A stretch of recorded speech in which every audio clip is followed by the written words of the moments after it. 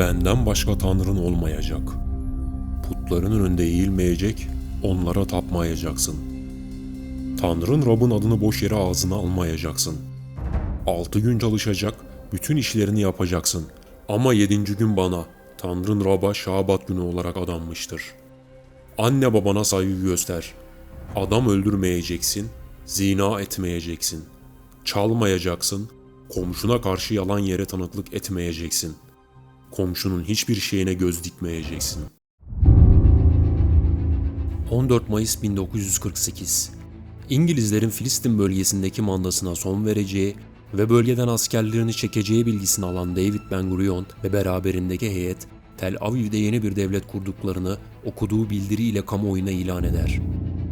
Mandanın sonlandığı andan itibaren bu akşam Sebt Günü Arifesi 15 Mayıs 1948 seçili kurucu meclis tarafından en geç 1 Ekim 1948'e kadar kabul edilecek anayasaya uygun olarak devletin seçilmiş düzenli otoritelerinin kurulmasına kadar İsrail olarak adlandırılacak Yahudi devletinde Bireyler Konseyi, Geçici Devlet Konseyi olarak hareket edecek ve yürütme organı bireylerin yönetimi devletin geçici hükümeti olacaktır.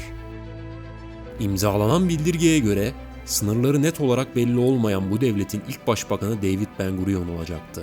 Dünyanın iki süper gücünden Amerika Birleşik Devletleri bildirge yayınlandıktan hemen sonra, Sovyetler Birliği ise 3 gün sonra İsrail devletini tanıyacaktı. Yine bildirgenin yayınlanmasından bir gün sonra ise Arap Birliği üyesi devletler Mısır, Suriye, Lübnan, Ürdün ve Irak orduları Filistin bölgesinde kurulan İsrail devletine saldırmış ve böylelikle uzun yıllar aralıklı olarak devam edecek Arap-İsrail Savaşı başlamıştı. Arap devletlerinin saldırılarına karşı henüz düzenli bir ordusu bulunmayan İsrail, bölgedeki göçmenlerden oluşan paramiliter silahlı örgütleri ile karşılık vermişti. 1. Arap-İsrail Savaşı olarak adlandırılan bu savaşın başında, Arap orduları hızlı bir şekilde ilerlese de zamanla 2. Dünya Savaşı'nda savaşan Yahudilerin de bölgeye gelerek savaşa katılmasıyla İsrail'in paramiliter örgütleri Arap saldırılarını gerilla taktikleriyle püskürtmüş ve Arapları anlaşma masasına oturtmuştu. İsrail anlaşma masasından yeşil hat ile kendine ait sınırları çizilen devleti tescil ettirerek karlı çıksa da taraflar ilhak edilen topraklar konusunda anlaşamamış ve Mısır savaş sırasında ilhak ettiği Gazze'den, Ürdün ise ilhak ettiği Doğu Kudüs ve Batı Şeria'dan çıkmayarak ileride yaşanacak ikinci bir savaşın temelini atmıştı.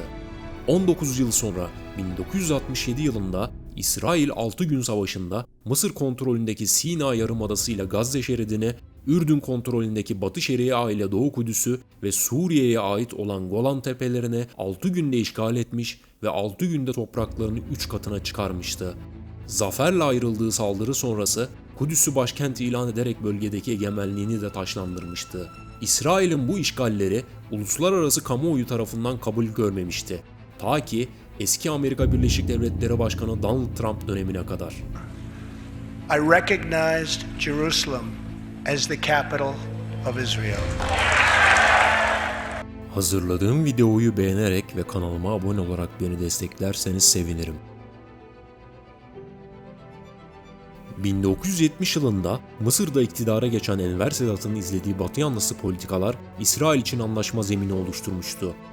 İki ülke arasında 1979 yılında imzalanan Camp David Anlaşması ile Mısır, İsrail'i devlet olarak tanımış ve İsrail'de işgal ettiği Sina Yarımadası'ndan geri çekilmişti. İsrail'i tanıyan ikinci Arap devleti Ürdün olmuş, 1994 yılında imzalanan İsrail-Ürdün Barış Anlaşması ile iki ülke çizilen sınırlarını resmileştirmişti. İsrail ile Lübnan arasında yapılan bir anlaşma olmasa da 1949 Barış Anlaşması'na göre ateşkes hattı ülkenin kuzey sınırıydı. Suriye sınırında yer alan Golan Tepeleri ise halen İsrail işgali altında. Eski Amerika Birleşik Devletleri Başkanı Donald Trump, 2019 yılında buranın İsrail egemenliğinde olduğunu tanıyan kararı imzalasa da halen birçok ülke ve Avrupa Birliği ülkeleri İsrail işgalini tanımamaktadır. İsrail, 2005 yılında Gazze'den askerlerini çekmiş ve burayı Hamas kontrolündeki Filistin'e, 1990 yılındaki Oslo Anlaşması ile Batı Şeria'nın bir kısmını ise Mahmut Abbas yönetimindeki Filistin Özerk Devleti'ne bırakmıştı. Ta ki 2023 yılına kadar. Hamas'ın sivil ve askerlere yönelik saldırılarına İsrail'de asker sivil ayırt etmeden yaptığı kanlı operasyonlar ile karşılık vermiş ve bölgede bir süredir duran kan yeniden akmaya başlamıştı.